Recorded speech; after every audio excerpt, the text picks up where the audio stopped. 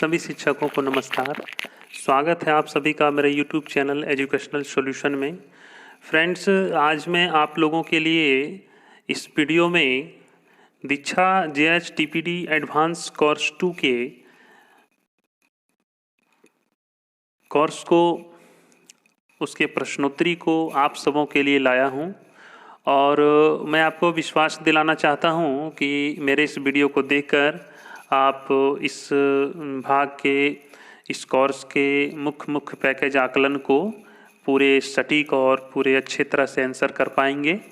तो जैसा कि आप सबों को बता दूं कि इसका जो कोर्स कंप्लीट करने का जो डेट है 19 मार्च 2021 से 2 अप्रैल 2021 तक आपको इसे कंप्लीट कर लेना है। और इस कोर्स के लिंक आप मेरे इस वीडियो के डिस्क्रिप्शन बॉक्स से ले सकते हैं। इस कोर्स में आप 3D और 2D आकृतियों के आकलन को देखेंगे और इसमें मॉड्यूल में जब अभिभावक शिक्षक मिले, विज्ञान शिक्षण और इतिहास कक्षा में आलोचना नहीं विवेचना, समझ से पढ़ने की रणनीतियाँ 2, व्यवहार सूची जर्नल। तो इसमें मुख्य रूप से 3 आकलन आपको देखने को मिलेंगे। पहला आकलन जिसमें आपको 3D और 2D आकृतियाँ का आकलन है, और आपका अगला आकलन है विज्ञान शिक्षण और इतिहास, और तीसरा आकलन है समझ से पढ़ने की रणनीतियाँ भाग 2। तो इसमें मुख्य रूप से आपको 3 प्रकार के आकलन मिलेंगे। तो तीनों आकलन को आप प्रश्नोत्तरी को मेरे इस वीडियो को देखकर अच्छे ढंग से पूरे के पूरे मार्क सटीक आप कंप्लीट कर पाएंगे। तो देखिए, अभी हम एक एक करके आपको सभी तीनों जो मैंने आपको बताया, तीनों के आकलन के सभी प्रश्नोत्तर आपको बता रहा हूँ। फ्रेंड्स, इस तरह के वीडियो आपको अगर पसंद आते हैं तो मेरे चैनल को सब्सक्राइब करें, मेरे वीडियो को लाइक करें। सब्सक्राइब कर जो रेड कलर का सब्सक्राइब बटन है उसको आप टच कर दें और सब्सक्राइब कर दें। साथ ही साथ बगल में एक बेल का घंटी का आइकन बना हुआ है, उस घंटी को टच करके, और उसमें 3 ऑप्शन आपको दिखेंगे, ऑल, पर्सनलाइज और नॉन। तो ऑल में आप सेलेक्ट कर लें, जिससे कि जब मैं इस तरह के वीडियो अपलोड करूं तो आप तक वीडियो बहुत आसानी से पहुंच पाए, जिससे कि आप कोर्स कर पाएँ। तो फ्रेंड्स, मैं एक बात और बताना चाहता हूं कि मैं सभी प्रश्नों के सभी ऑप्शन को भी पढ़ूंगा। जैसा कि एक अपडेट आया है कि एक बार हम लोग दीक्षा का मिड लाइन सर्वे भी दे चुके हैं, तो एक अपडेट आया था बीच में कि 1 अप्रैल में पुनः एक दीक्षा का फाइनल एग्ज़ाम लिया जाएगा, जिसमें मिनिमम 60% मार्क्स आपको प्राप्त करने होंगे, तभी आप उसमें फाइनल में पास हो पाएंगे। पिछले मिडलाइन सर्वे में देखा गया था कि ऐसा कि न्यूज़पेपर में देखने को मिला था कि मैथ्स में कुछ हम लोगों ने बहुत कम पास किए थे। तो इस बार हम लोगों को कोशिश करना है कि जो दीक्षा का जो फाइनल एग्ज़ाम होता है उसको हम लोग अच्छे ढंग से कर पाएँ। तो प्राय देखा जाता है फ्रेंड्स कि उसमें जो मिडलाइन जो सर्वे या तो फाइनल सर्वे जो किया जाएगा, उसमें यही सब प्रश्नों के ऑप्शंस और यही सब प्रश्नों को मिलाकर वो सर्वे किया जाता है, जिससे कि वो सर्वे देखना ये चाहता है कि हम जो कोर्स कर रहे हैं वो बखूबी हम सीख पा रहे हैं या नहीं। कोई बाहर से क्वेश्चन हमें नहीं पूछा जाता है, क्योंकि मिडलाइन सर्वे में हमने देखा था और उसको बारीकी से मैंने अध्ययन किया था। मैंने देखा कि जो basic course 1, 2, 3, 4, 5 and intermediate course 1 और 2 का जो भी क्वेश्चन था, उसका ऑप्शन जो भी था, तो उसी से सारा क्वेश्चन पूछा गया था। इसलिए फ्रेंड्स, मैं आपको सलाह दे रहा हूँ, आपका समय मैं कुछ ले रहा हूँ, लेकिन ये आपके फ़ायदे की बात मैं बता रहा हूँ।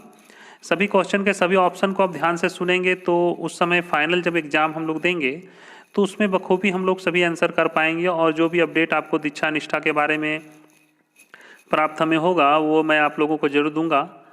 तो अभी हम लोग फ़िलहाल एक एक करके सभी आकलन को करते हैं। आंसर तो बनाना और नंबर लेना ये भी ज़रूरी है, लेकिन कुछ ज़रूरी अपडेट्स जो होते हैं जो हम लोग कलेक्ट करते हैं वो आप लोगों तक भी पहुंचाते हैं। तो मेरे चैनल को आप सब्सक्राइब करें ताकि इस तरह के वीडियो आप तक पहुंचे। और कुछ एजुकेशनल वीडियो भी मैं अपने यूट्यूब चैनल में बनाता हूं, जैसे कि इंग्लिश ग्रामर से संबंधित, हिंदी व्याकरण से संबंधित, इस टाइप से बहुत सारे। और मैं अभी वर्तमान में जिला का भी कंटेंट तैयार करता हूं। तो इस तरह के जो वीडियो होते हैं आप लोगों के लिए बहुत उपयोगी हो सकते हैं, बच्चों को पढ़ाने के लिए, खुद भी जानने के लिए। तो इस तरह के वीडियो के लिए भी आप मेरे चैनल को सब्सक्राइब कर सकते हैं और अच्छा आपको फ़ायदा मिलेगा। तो देखिए, अब एक एक करके हम लोग आप लोगों को ज़्यादा समय टाइम वेस्ट नहीं करके आपको मैं एक एक करके तीनों आकलन के प्रश्नोत्तरी को आपके समक्ष रख रहा हूं, जिससे कि आप अच्छे ढंग से उसे कर पाएंगे। देखिए, मैं एक एक करके सभी करता हूं। फर्स्ट में मैं करने जा रहा हूं 3D और 2D आकृतियां आकलन। तो ठीक है फ्रेंड्स, देखिएगा।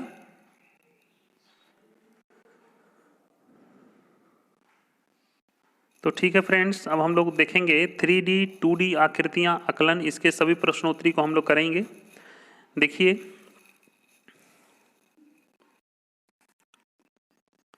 पहला क्वेश्चन है, रानी ने अभी कक्षा 1 में दाखिला लिया है। वह केवल समभुज त्रिभुज को देखकर ही उसे त्रिभुज बताती है, बाकी त्रिभुज उसकी नज़र में त्रिभुज नहीं है। आपको क्या लगता है कि उसकी शिक्षिका को इस समझ को आगे बढ़ाने के लिए क्या करना चाहिए? आप एक ही विकल्प चुन सकते हैं। तो विकल्प है, रानी को अलग अलग त्रिभुजों की उनके नाम के साथ पहचान करानी चाहिए। रानी को बताना चाहिए कि जिस आकृति की 3 भुजाएं और 3 कोण होते हैं उसे त्रिभुज कब बोलते हैं। रानी को अलग अलग तरह के त्रिभुज देकर उनके दिखने वाले गुणों की तरफ ध्यान दिलाना चाहिए। और चौथा है, रानी को अलग अलग प्रकार के त्रिभुज की परिभाषा याद करानी चाहिए। तो हम लोग ऑप्शन नंबर 3 देंगे इसमें। देखिए, क्वेश्चन 2 है, नीचे दिए गए विकल्पों में से चुनकर बताएं कि कक्षा 1 में आकृतियों की समझ का विकास करने के लिए बच्चों के पास कौन से कौशल होने चाहिए। आप एक से अधिक विकल्प चुन सकते हैं। आकृतियों के बीच अंतर देख पाना, आकृतियों के बीच समानताएं देख पाना, एक जैसी आकृतियों का मिलान कर पाना, एक जैसी आकृतियों के समूह बना पाना। तो इसमें हम लोग चारों ऑप्शन पर टिक करेंगे। आगे बढ़ेंगे। प्रश्न 3 है, कक्षा 1 के शिक्षक ने बच्चों को आकृतियां छांटकर उनके समूह बनाने के लिए 2 आधार दिए, गोल और लाल। लेकिन ज़्यादातर बच्चे किसी एक ही आधार को ध्यान में रखकर समूह बना पाए। क्या आप बता सकते हैं कि बच्चे दोनों आधारों को ध्यान में रखकर समूह क्यों नहीं बना पाए? इसका कारण सबसे सटीक विकल्प चुनकर बताएं। आप एक ही विकल्प चुन सकते हैं। विकल्प है, बच्चों के लिए एक समय पर एक से ज़्यादा गुण ध्यान में रखकर समूह बनाना मुश्किल होता है। और कक्षा 1 के बच्चे समूह बनाने जैसा जटिल कार्य नहीं कर सकते हैं। बच्चों को समूह का आधार खुद से चुनने की आज़ादी न देना इस तरह की परेशानियों का बढ़ावा देता है। तो इसमें हम लोग प्रश्न ऑप्शन 3 में टिक करेंगे। चौथा क्वेश्चन देखेंगे, कक्षा 1 के बच्चों को आकृतियों के समूह बनाना सिखाने के लिए गतिविधियों का कौन सा क्रम ठीक होगा? सही क्रम चुनिए। समूह बनाने के आधार चुनने के लिए बच्चों को प्रोत्साहित करना, आकृतियों की विशेषताओं के आधार पर आकृतियों के समूहों को छोटे उपसमूहों में बांटने को बोलना, बच्चों को समूह बनाने के आधार को पहले से बताना। आप एक ही विकल्प चुन सकते हैं। तो इसमें हम लोग दूसरा ऑप्शन सबमिट करेंगे। ठीक है, देखिए हम लोग आगे बढ़ेंगे। 5वां है, वैन व्हीले के सिद्धांत के अनुसार बच्चे ज्यामिति की समझ बनाने के लिए सबसे पहले आकृतियों की समझ कैसे बनाना शुरू करते हैं? आप कोई एक विकल्प चुनकर कर सकते हैं। आप एक ही विकल्प चुन सकते हैं। आकृतियों की दिखावट के अनुसार, आकृतियों की पहचान के अनुसार, आकृतियों की उन विशेषताओं को बताकर जो सीधी सीधी दिखती नहीं है, आकृतियों के औपचारिक नाम को याद करके। तो हम लोग इसमें ऑप्शन 1 में टिक करेंगे। अब हम लोग छठा क्वेश्चन देखेंगे। 2 आयामी आकृतियों की समझ बच्चों में विकसित करने के लिए कक्षा 1 की पूनम जी ने गत्ते की आकृतियों को काटते समय सभी वृत्त पीले रंग के, सभी वर्ग लाल रंग के, सभी त्रिभुज नीले रंग के रखे। क्या यह इस तरह से विशेष रंग को ध्यान में रखते हुए आकृतियों की समझ को विकसित करना बच्चों के लिए फायदेमंद होगा या पूनम जी को किसी चुनौती का सामना करना पड़ सकता है? आप एक से ज़्यादा विकल्प चुनकर अपना उत्तर दे सकते हैं। आप एक से अधिक विकल्प चुन सकते हैं। तो इसमें हम लोग तीसरा और चौथा ऑप्शन सबमिट करेंगे। क्वेश्चन 7 है, आप बच्चों में लुढ़कने और खिसकने की समझ बनाने के लिए नीचे दी गई गतिविधियां किस क्रम में कराएंगे जिससे बच्चों को इस अवधारणा की बेहतर समझ बनाने में मदद मिले? कोई एक विकल्प चुनें। पहला है, उन चीज़ों के चित्रों पर गोला लगाना जो या तो केवल लुढ़क सकती है या खिसक सकती है। दूसरा है, आसपास की चीज़ों को लुढ़काकर और खिसकाकर देखने के लिए बच्चों को प्रोत्साहित करना। तीसरा है, उन चीज़ों के नामों की सूची बनाना जो या तो लुढ़क सकती है या खिसक सकती है। आप एक ही विकल्प चुन सकते हैं। तो इसमें हम लोग तीसरा नंबर का ऑप्शन टिक करेंगे। अब देखिए क्वेश्चन नंबर 8 है, लुढ़कना और खिसकना की समझ बच्चों में क्यों बनानी चाहिए। अपना जवाब एक से ज़्यादा विकल्प चुनकर दें। आप एक से अधिक विकल्प चुन सकते हैं क्योंकि पाठ्य पुस्तक में इस अवधारणा को पढ़ाने की सलाह दी गई है, क्योंकि यह आकृतियों के काफ़ी आसान गुण हैं, क्योंकि यह आकृतियों के वे गुण हैं जो सीधे सीधे दिखते नहीं हैं, क्योंकि यह गुण आकृति के बाकी गुणों की समझ बनाने में भी मदद करते हैं। तो हम लोग 3, 4 पर सबमिट करेंगे। आगे देखेंगे क्वेश्चन नंबर 9, कक्षा 2 में 3 आयामी और 2 आयामी आकृतियों के आपसी रिश्ते का अवलोकन कराने के लिए आप इन गतिविधियों में कौन सी गतिविधियां करा सकते हैं। आप एक से ज़्यादा विकल्प चुन सकते हैं। ऑप्शन है 3 आयामी आकृतियों को रंगों की मदद से कॉपी में छापना, 3 आयामी आकृतियों को कॉपी में पेंसिल की मदद से ट्रेस करना, किसी ठोस चीज़ को कपड़े के पीछे छिपाकर टॉर्च की मदद से उस चीज़ की परछाई बच्चों को दिखाना, और चौथा ऑप्शन है किसी ठोस चीज़ को छाप देखकर उस चीज़ का अंदाज़ा लगाने के लिए कहना। तो इसमें हम लोग 4 का चारों ऑप्शन में टिक कर लेंगे। क्वेश्चन नंबर 10 है, कक्षा 2 के शिक्षक राकेश जी ने एक खेल खिलवाया जिसमें बच्चों को अपने आसपास की चीज़ें इकट्ठा करके एक ऊंची मीनार बनानी थी। मीनार बना लेने के बाद राकेश जी ने बच्चों से चर्चा की कि कोई समूह ज़्यादा लंबी मीनार क्यों नहीं बना पाया। क्या आप बता सकते हैं कि इस गतिविधि को कराने का मुख्य उद्देश्य क्या था। एक से ज़्यादा विकल्प चुनकर उत्तर दें। आप एक से अधिक विकल्प चुन सकते हैं। बच्चों में ऊंची शब्द की समझ को विकसित करना, बच्चों में चपटे शब्द की समझ को विकसित करना, बच्चों में आसपास की चीज़ों के साथ खेलने के कौशल का विकास करना, बच्चों में मीनार शब्द की समझ को विकसित करना। तो 1 और 2 हम लोग सबमिट करेंगे और हम आगे बढ़ेंगे। ठीक है फ्रेंड्स, तो मेरा एक 3D और 2D आकृतियाँ वाला जो आकलन था वो कंप्लीट हुआ। अब हम लोग आगे आकलन देख रहे हैं। वीडियो में बने रहें। आगे देखिए, समझ से पढ़ने की रणनीतियाँ भाग 2 हम लोग इसको देखेंगे और विज्ञान शिक्षण और इतिहास आकलन इसको देखेंगे। तो आगे आने वाले अभी इस समय में आपको इस वीडियो में ही बने रहें।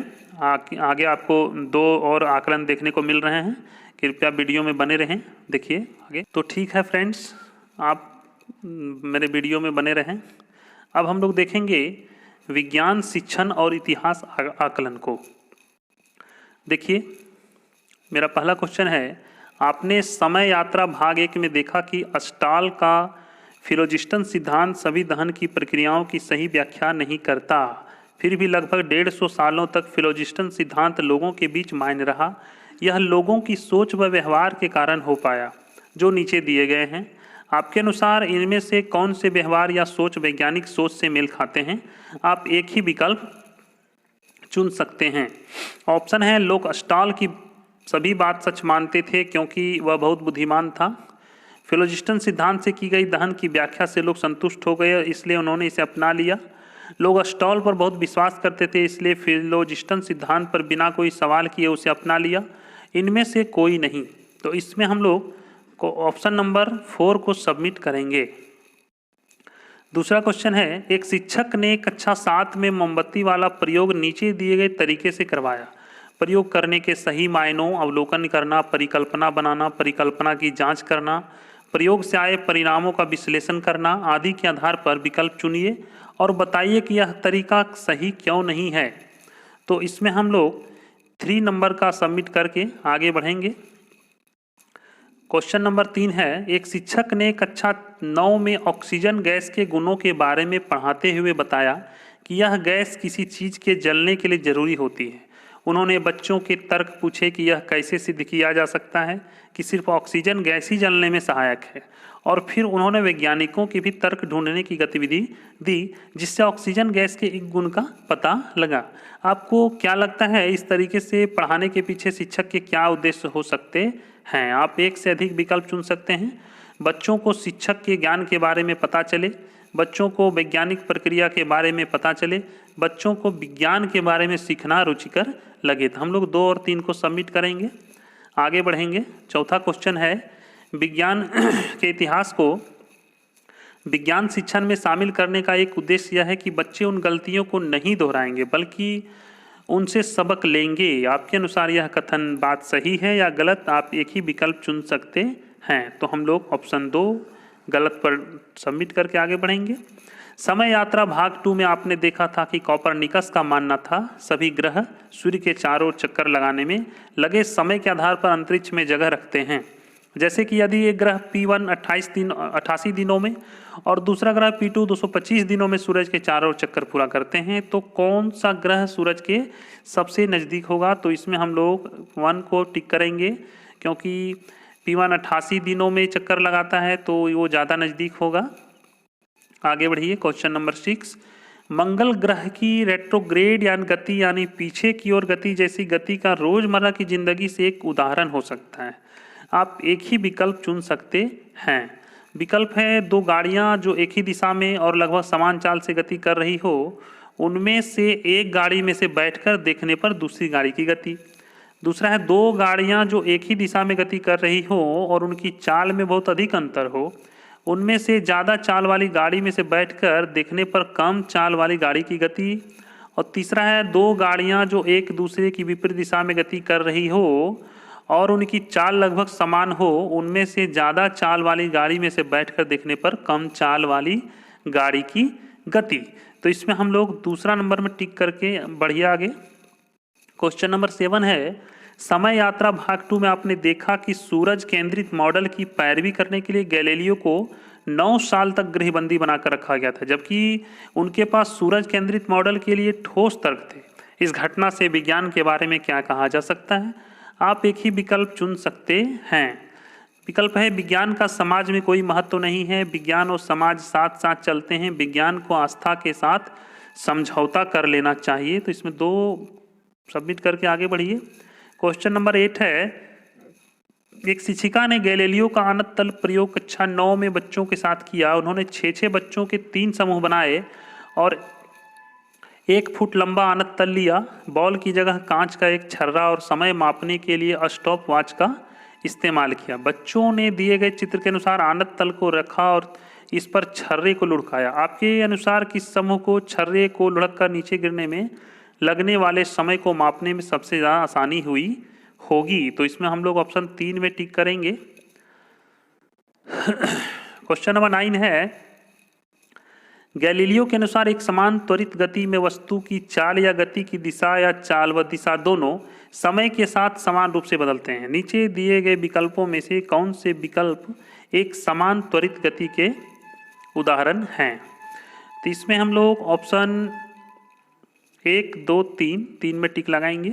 आगे बढ़ेंगे। क्वेश्चन नंबर 10, समय यात्रा भाग 3 में आपने देखा कि शुरुआत में सभी पदार्थ 4 तत्वों हवा, आग, पानी, पृथ्वी से मिलकर बने माने जाते थे, जबकि आज हमें पता है कि सभी पदार्थ कुल मूलभूत कणों से मिलकर बने होते हैं, इलेक्ट्रॉन, प्रोटॉन, न्यूट्रॉन और क्वार्क। तो इससे आप क्या निष्कर्ष निकाल सकते हैं? तो इसमें हम लोग ऑप्शन 3 में टिक करेंगे कि विज्ञान बदलता रहता है। तो ये मेरा ठीक है फ्रेंड्स। तो जैसा कि देख पा रहे हैं, विज्ञान, शिक्षण और इतिहास मेरा जो आकलन था वो कंप्लीट हो गया है। अब एक मेरा फाइनल आकलन है समझ से पढ़ने की रणनीतियाँ भाग 2। तो आप वीडियो में इसी तरह से बने रहें। अब मैं अभी करने जा रहा हूँ समझ से पढ़ने की रणनीतियाँ भाग 2। तो फ्रेंड्स, आप मेरे चैनल को सब्सक्राइब करें, वीडियो को लाइक करें, कमेंट करें, शेयर करें, मेरा हौसला बढ़ाएं, हमको सपोर्ट करें, ताकि इस तरह के वीडियो में और अच्छे ढंग से आप सबों के बीच प्रस्तुत कर सकूं। मेरे चैनल को जरूर से जरूर फ्रेंड्स सब्सक्राइब करें, प्लीज़ प्लीज़ प्लीज़ फ्रेंड्स। तो देखिए, हम आगे बढ़ते हैं। मेरा अगला आकलन है समझ से पढ़ने की रणनीतियाँ 2 आकलन। ठीक है, इसको देखिए, सब सटीक आंसर आपको बताया जाएगा, सही से आंसर बताया जाएगा, बिल्कुल सही ढंग से आंसर कर सकते हैं। मैं सलाह दूंगा कि आप भी पूरे वीडियो को अच्छे से देखिए और पूरे कोर्स को अच्छे ढंग से ध्यान से करिए, क्योंकि ये आपके फ़ायदे के लिए कोर्स किया जा रहा है। ठीक है फ्रेंड, देखिए मैं इसमें आगे बढ़ता हूँ। पहला क्वेश्चन है, दीपिका जी ने बच्चों के लिए बाल मजदूरी से जुड़ा एक गद्यांश चुना और उससे जुड़ा एक प्रश्न दिया। तुमने एक बच्चे के बारे में पढ़ा जो एक होटल में बर्तन धोता है। तुम्हारे अनुसार उसे स्कूल जाते बच्चों को देखकर कैसा महसूस होता होगा? आपके अनुसार यह पढ़ने के किस तरह से जुड़ा प्रश्न है? आप एक ही विकल्प चुन सकते हैं। तो विकल्प है यह अनुमानिक स्तर का प्रश्न है, क्योंकि बच्चों को गद्यांश की विषय वस्तु के बारे में अंदाजा लगाना है। यह अनुमानिक स्तर का प्रश्न है क्योंकि बच्चों को अपने पूर्व अनुभवों के अनुसार पात्र की भावनाओं के बारे में अनुमान लगाना है। यह मूल्यांकन स्तर का प्रश्न है क्योंकि बच्चों को गद्यांश के बारे में अपनी राय देनी है। और चौथा ऑप्शन है यह मूल्यांकन स्तर का प्रश्न है क्योंकि बच्चों को गद्यांश का सार लिखना है। तो इसमें हम लोग दूसरा को टिक करेंगे। देखिए क्वेश्चन 2, निम्न में से कौन सी गतिविधियां किसी यात्रा का विवरण पढ़ने से पहले छात्रों को करवाना सही रहेगा। आप एक से अधिक विकल्प चुन सकते हैं। विवरण में आए सभी नए शब्दों का अर्थ याद कराना, विवरण के शीर्षक, चित्र आदि को देखते हुए विषय वस्तु का अंदाजा लगाना, अपने किसी यात्रा के विवरण से जुड़े अनुभवों को कक्षा में बांटना। तो इसमें हम लोग 2 और 3 को सबमिट करेंगे। आगे बढ़ेंगे। क्वेश्चन 3 है, राजू ने पेयजल की कमी नाम के एक लेख को पढ़कर कहा, मैंने कल अखबार में भी इस मुद्दे के बारे में पढ़ा था। पास ही के इलाके में कुछ लोगों के घर काफ़ी गंदा पानी आता है जिसके कारण लोग बीमार पड़ रहे हैं। आपके अनुसार यह कहते हुए राजू किस रणनीति का प्रयोग कर रहा है। पूर्वावलोकन, पाठ की संरचना पहचानना, संदर्भ स्थापित करना, पाठ से संबंध बनाना। तो हम लोग इसमें चौथा ऑप्शन पर टिक करेंगे। क्वेश्चन 4 है, ज्योति जी किसी ऐतिहासिक या सांस्कृतिक पाठ को पढ़ाने से पहले उसके लेखक और उसकी जिंदगी के बारे में अपने छात्रों से चर्चा करती है। इतना ही नहीं, वह पाठ के समय, काल और जगह के बारे में भी उनसे बातचीत करती है। आपको क्या लगता है ऐसा करने से क्या होगा। आप एक ही विकल्प चुन सकते हैं। विकल्प है छात्र पाठ के संदर्भ को समझ पाएंगे, छात्र एक लेखक के लिखे और पाठ पढ़ने में दिलचस्पी लेंगे, पाठ का सार लिखने में मदद मिलेगी। तो हम लोग इसमें 1 नंबर वाला ऑप्शन टिक करेंगे। क्वेश्चन 5 है, आपके अनुसार पाठ का ग्राफिक ऑर्गेनाइजर तैयार करने के लिए छात्रों को क्या करना जरूरी है। आप एक से अधिक विकल्प चुन सकते हैं।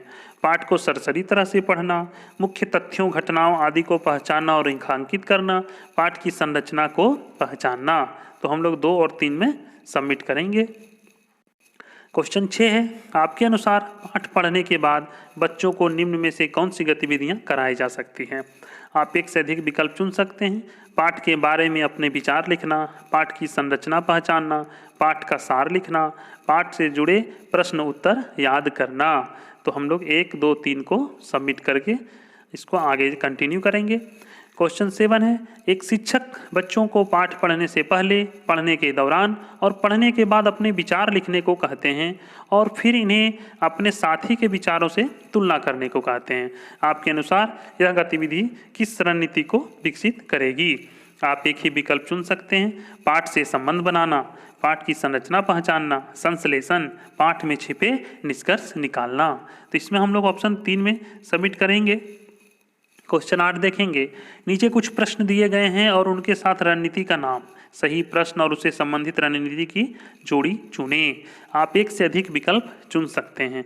कहानी में अम्मा का अजमल से क्या संबंध होगा, छिपे निष्कर्ष निकालना।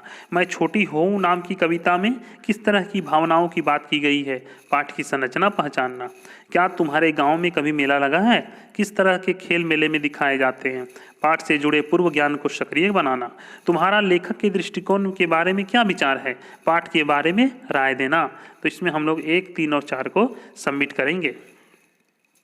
अब क्वेश्चन 9 हम देखेंगे, पिंकी रेल यात्रा के विवरण से जुड़ा पाठ पढ़ते हुए पाठ से संबंध बनाने की रणनीति का प्रयोग कर रही है। पाठ पढ़ते हुए उसने सोचा कि उसको रेल यात्रा करने में किस किस तरह की परेशानियां आती हैं। आपके अनुसार वह किस स्तर पर पाठ से संबंध बना रही है। आप एक ही विकल्प चुन सकते हैं। पाठ का स्वयं के साथ संबंध, पाठ का दुनिया के साथ संबंध, पाठ का दूसरे पाठ के संबंध और पाठ का लेखन के साथ संबंध। तो इसमें हम लोग ऑप्शन नंबर 1 को सबमिट करेंगे। ये आपका चैप्टर कंप्लीट हो गया।